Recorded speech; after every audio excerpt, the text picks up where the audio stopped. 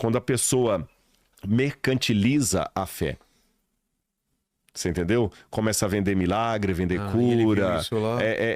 Exatamente. Jesus hoje também desceria o chicote em muita igreja por aí. Meus amigos, sejam bem-vindos novamente ao nosso canal. Eu quero mostrar para vocês aqui, no final, deixar a minha opinião sobre as falas aí do pastor Rodrigo Silva no podcast, gente. Desceu o cajado ali sobre as pessoas que mercantilizam a fé. E realmente, infelizmente, muitos deturparam, desvirtuaram o que é o propósito do Evangelho. Você vai ver esse vídeo aí, mas antes, você que é novo por aqui, inscreva-se no nosso canal, nos apoiando aqui no nosso trabalho, deixando a sua curtida nesse vídeo e não se esqueça de deixar a sua opinião sincera a respeito desse assunto, gente. Acompanhe aí, no final vou deixar a minha opinião. Essa era a única moeda que podia ser aceita no templo em Jerusalém. Então, quando você vinha de outro lugar, você trazia suas moedas. E quando você ia chegar no templo, você ia no cambista. Ah, e trocava. E trocava. Dependendo da cotação. Da cotação, e tinha muita roubalheira. Ah, sim. Você lembra de algum episódio do Novo Testamento que Jesus ficou furioso com isso? Sim. Qual episódio? Ah, quando ele vai e quebra tudo lá, né? E pega um chicote e derruba as mesas. Qual que é o contexto daquilo lá? O contexto... Ele tá indo lá fazer o quê? Jesus foi adorar no templo e ele percebeu uma coisa, que se fosse hoje, Jesus talvez desceria o chicote em muito religioso. Alguém me perguntou aí, não lembro mais do pessoal que estava com a gente, né? Se a idolatria era só uma coisa do passado. Eu falei, não, ela só muda a roupagem, mas continua hoje a mesma coisa. A corrupção religiosa que havia no passado também é hoje. Quando a pessoa mercantiliza a fé. Você entendeu? Começa a vender milagre, vender cura. Exatamente. Jesus hoje também desceria o chicote em muita igreja por aí. Então ele desceu o chicote por causa daquilo. Agora, olha que interessante, porque a pessoa chegava com a moeda dele e o pessoal roubava ali no câmbio. E era essa moeda que a pessoa pegava, trocava e entregava de oferta no templo, em Jerusalém, ou comprava o cordeirinho sem mácula também para oferecer no templo. Olha que curioso. Sabe onde essa moeda era feita? Onde? Em Tiro. Era cunhada lá. Por quê? Porque Tiro fabricava a moeda de prata mais pura de todo o Império Romano. Ela tinha 98% de prata pura e 2% de liga de outros elementos. Mas 98% era prata pura. Por isso que essa moeda era a única aceita no templo. Existe, inclusive, uma polêmica que, com o passar do tempo, alguns historiadores acreditam que quando Tiro foi proibida por Roma de cunhar moedas, Tiro não cunhava mais, então Jerusalém pediu autorização para cunhar as próprias moedas chamadas ciclo de Tiro. Sim. Aí, quando essas moedas passaram a ser cunhadas pelos judeus, sabe o que eles fizeram? Eu tenho uma lá no museu. Eles borraram o rosto do imperador e da águia. Então, você sabe, quando o rosto do imperador tá bonitinho e a águia bonitinha aqui, foi feita em Tiro. Sim. Quando tá borrada, foi feita em Jerusalém. Por causa da idolatria? Por causa da idolatria. Era uma maneira de não parecer que tava levando algo pagão pro templo. Entendi. Aí, olha que interessante. Tiro ajudou a construir o templo. Comemorou a destruição do templo, foi comparado a Satanás, e as moedas que Tiro fabricava que eram as moedas usadas no templo. E quando Judas traiu Jesus, Judas ganhou 30 moedas de prata para trair Jesus. Judas ganhou 30 moedas dessa. Olha os altos e baixos da cidade de Tiro. Olha os altos e baixos do Líbano em relação a isso. É certeza que era essa moeda aqui. Era essa moeda, sim, porque Judas ganhou 30 moedas de prata, ele ganhou do sacerdote. E quando fala de prata, não tá se referindo a nenhum... Não era estáter, não era, porque a moeda de prata que era usada não era estáter, não era de... em todo lugar. Exatamente, era essa aqui. E os sacerdotes que pagam Judas. Entendi. Então ele recebe 30 moedas de prata. Era muita coisa? Não. 30 moedas de prata não era um valor? Não, dava pra comprar uma criança escrava, que não era uma coisa tão difícil de ter na época. Então não foi nem tanto dinheiro. Não, é como se fosse hoje você trair alguém pra comprar um iPhone. Putz. Nem do último modelo. Sei. Um iPhone usado. Achei que era uma coisa exorbitante. Talvez uns 5 mil reais. Rico, então. Não, de jeito nenhum.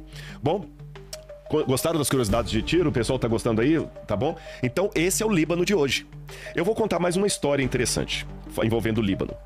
Olha como é que Deus não faz acepção de pessoas. Eu mostrei aqui um alto e baixo do... como é que fala? Do Líbano em relação a Israel, tá certo? Ajudaram a construir o templo, ajudaram a destruir o templo, depois comemoraram a destruição do templo.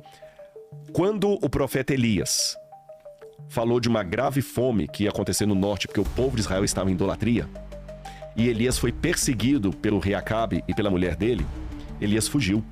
E sabe para onde que Elias foi? Ele foi primeiro para a região da Síria. Eu vou ler para você aqui. 2 Reis, capítulo 17. Segundo livro de Reis, capítulo 17. Olha a ironia da história. 2 livro de Reis, capítulo 17. Estou em 2 Reis, capítulo 17. Deixa eu ver aqui. Não é 1 Reis, eu creio. 17, não é 2 Reis. 1 Reis, capítulo 17. Olha aqui. Quando Elias, o tesbita dos moradores de Gileade, disse a Acabe, rei do norte, agora você tem em casa, já sabe, rei do norte, rei de Israel, capital Samaria, tá bem? Que era poluído de idolatria. E o profeta Elias estava profetizando ali. Enquanto isso, havia o rei de Judá aqui com Jerusalém. Ok, então o rei falou, tão certo, o Elias, o profeta falou, tão certo como vive o Senhor Deus de Israel, a quem eu sirvo, não haverá orvalho nem chuva nos próximos anos, a não ser quando eu disser. Então a palavra do Senhor veio a ele dizendo, saia daqui e vá para o leste, junto ao ribeiro de Quiriate, nas mediações do Jordão. Você beberá a água do ribeiro que ordenei aos corvos que sustentem você naquele lugar. Então Elias vai para o Quiriate, ele atravessa o Jordão e ele vai para a região da Síria, que é inimigo de Israel. Ele passa da Jordânia, da atual Jordânia, depois ele sobe para a Síria, e ele, na época da fome, fugindo, sabe para onde que Deus manda ele? Sarepta. Quem já conhece a Bíblia já ouviu falar de Elias e a viúva de Sarepta. Aqui está em 1 Reis capítulo 17, versículo 8 em diante. Então a palavra do Senhor veio a Elias dizendo, levante-se e vá para Sarepta. Aí eu já vi muita pregação sobre a viúva de Sarepta. A pregação conta a história que Elias chegou na casa da viúva, mediante a fome, falou assim, o que você tem para comer? Me dá alguma coisa de comer. Ela falou assim, eu não tenho nada, eu só tenho um pouco de farinha, eu vou fazer um bolo para mim e para o menino, um pouco de azeite, vou fazer um bolo, vamos morrer, comer o bolo e acabou.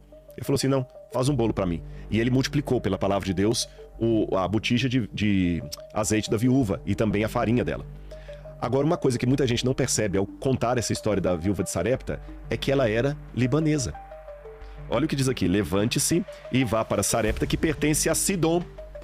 Até hoje você tem a região de Sarepta lá no Líbano.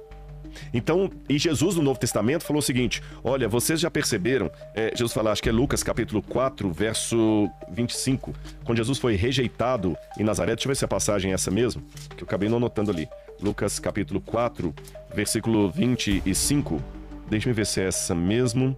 Aqui, é essa mesmo aqui, ó. Olha Jesus falando para os nazarenos, lá a cidade dele. De fato, eu afirmo vocês que nenhum profeta é bem recebido em sua própria terra. Jesus falou aquilo lamentando dos seus compatriotas judeus que o estavam rejeitando. E ele disse, na verdade eu lhes digo que havia muitas viúvas em Israel no tempo de Elias, quando o céu se fechou por 3 anos e 6 meses, reinando grande fome em toda a terra. E Elias não foi enviado a nenhuma delas, das viúvas de Israel, a não ser uma viúva de Sarepta. Sarepta. Havia também muitos leprosos em Israel nos dias do profeta Eliseu, e nenhum deles foi purificado a não ser Naamã, o sírio. O que eu aprendo com isso? Que, mesmo sendo reinos inimigos de Israel, Deus tem povo sincero lá. Você percebeu isso? Meus irmãos, olha, e aí o que vocês pensam a respeito aí do que o Dr. Rodrigo Silva falou? Olha, infelizmente, lamentavelmente, muitos tem deturpado o que é o Evangelho e infelizmente muitas pessoas que são neófitas na fé têm seguido aí esses caminhos de pessoas que não estão aí na verdadeira doutrina, no verdadeiro ensino da palavra de Deus. Infelizmente muitos têm seguido ensinos enganosos, como diz o apóstolo Paulo, pessoas aí que só pensam em riqueza, só pensam no poder, só pensam em dinheiro, levando aí de mal a pior a imagem do Evangelho. Bom, essa é a minha visão, a minha opinião, e você, o que você pensa? Esse foi o vídeo, até a próxima.